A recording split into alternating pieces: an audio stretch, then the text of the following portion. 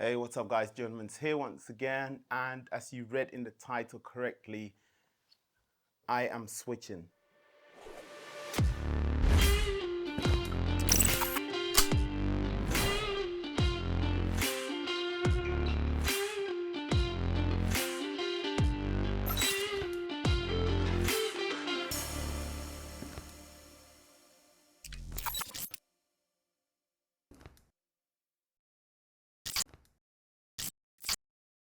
Welcome back to the channel. I know it's been a long time since I've uploaded, and behind the scenes, besides filming, I've been caught up with many other things, and so it's kind of slowed me down in regards to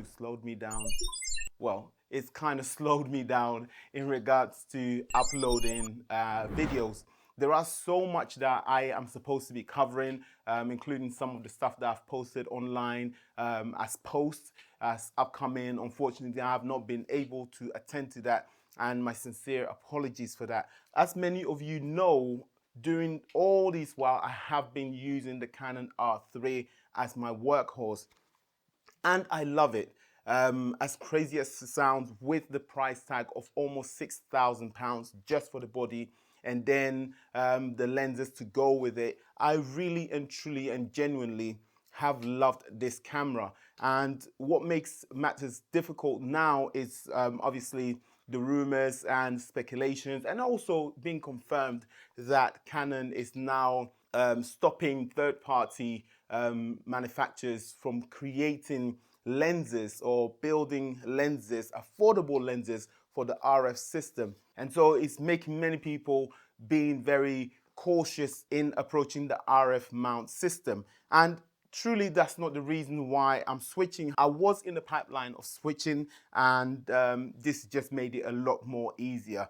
And as you know, I am heavily invested in the RF system because obviously the Canon R3 being so expensive, and then also picking up the lovely 50mm, which obviously is almost 2.5 grand. And then we have the one and only, the 70 to 200 RF as well, which is also 2.5 grand. And so if you do the maths, you can tell how expensive and how heavily I have invested in the RF system. Something that has really caught my eye, that is the Fujifilm system. And I know you're probably wondering, okay, this guy must be crazy, you know, stepping up from the Red Scarlet Dragon and then stepping down from that to the Red Komodo, and then I went on to the Canon, and now all the way down to Fujifilm. That's what many people will think, but I can confirm that this camera is underrated. This particular camera, the Fujifilm X-H2S, this camera is a beast of a camera in the compact size, and comparing it to my Canon R3, obviously in size-wise, the R3 is a lot beefier because it's got the integrated battery grip for stills. However, when it comes to specs on here, they are, if not comparable, or better yet, the Fuji stands out more than this.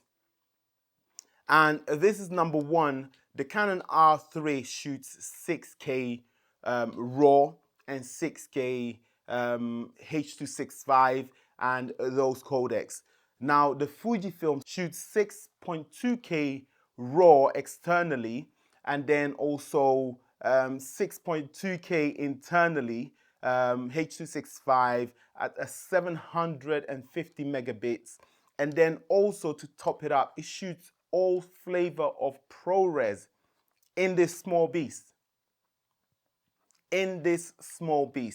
Now, I'm sure the Canon lovers will say, oh, the image quality or the Canon image, you know, the sensor, the color rendition is much more nicer. I would say rather I beg to differ. The Canon sensor is much more video-like, and that is what wedding videographers, photographers, portrait photographers, and so on prefer, and that is it. As much as when it comes to filmmaking, because with me it's all about filmmaking on this channel, that comes first before my photography. In terms of filmmaking, the resolution on both if not the same. The Fujifilm is 6.2K RAW.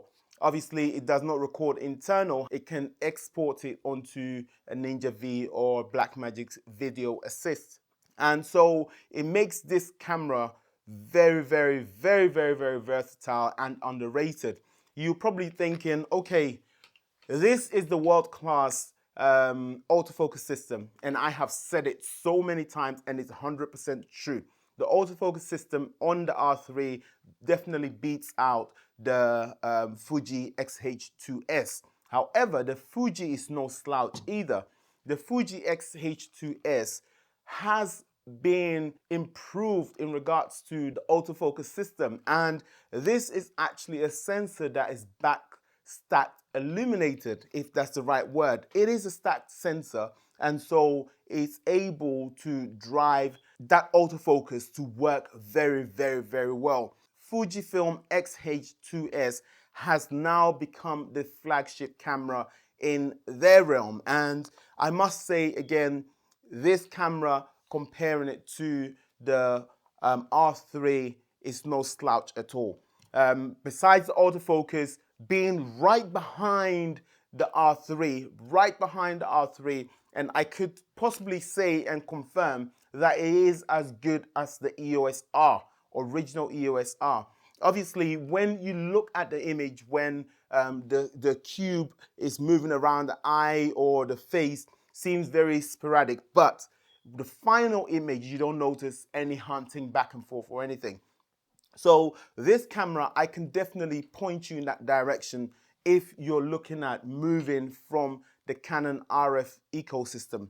Now, another thing when it comes to the Fuji X-H2S is the stills capability. The stills capability shoots a whopping 40 frames per second.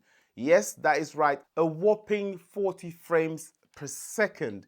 This is over 10 frames more than this beast of a camera, the Canon R3.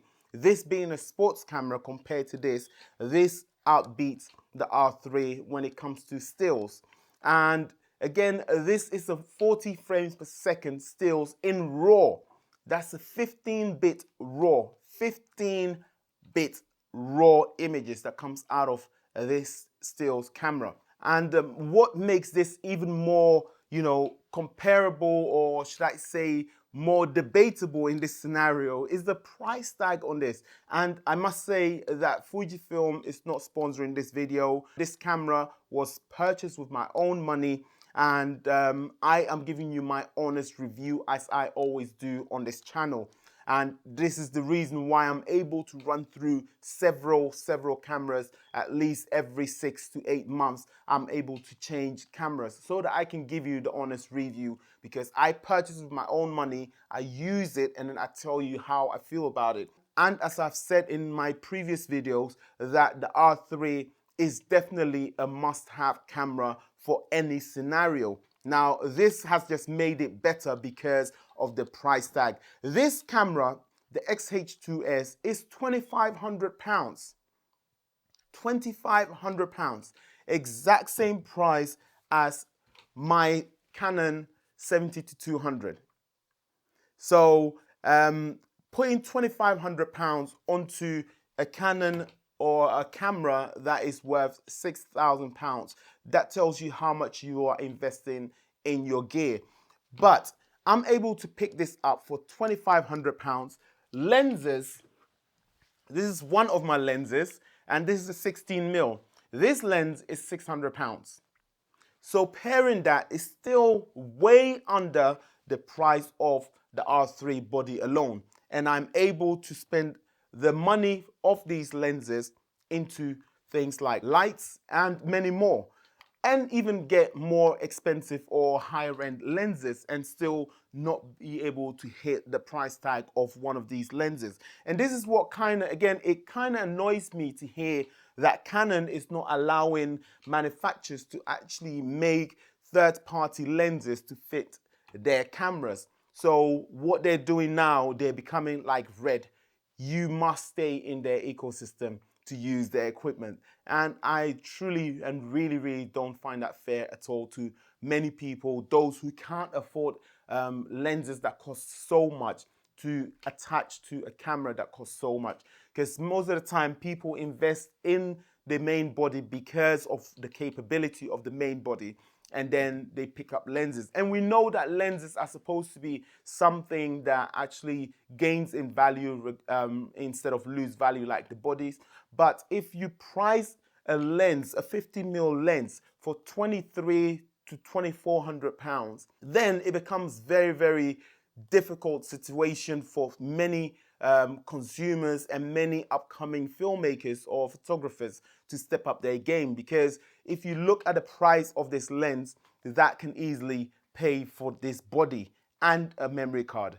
So that just kind of made it a lot more easier for me to switch from the R3 to this. And I must say, since I've switched, I have not regretted, but I will tell you, I am loving this so far. I am going to do a full-on review. Obviously, this is my reason for switching, but I will give you a full-on review on this Fuji system and give you a lot more sample images.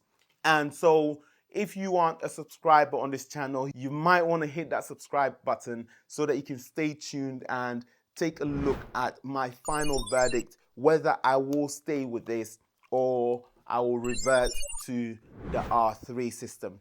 Now, so that's it for me. For now, I have fallen in love with the Fuji system, and not specifically the X-H2S, but the system itself, because one of the price, the capabilities, what you get for the money, and then also the durability of their system. And so that's it for me, guys. Stay tuned and I'll catch you on my next video. Peace.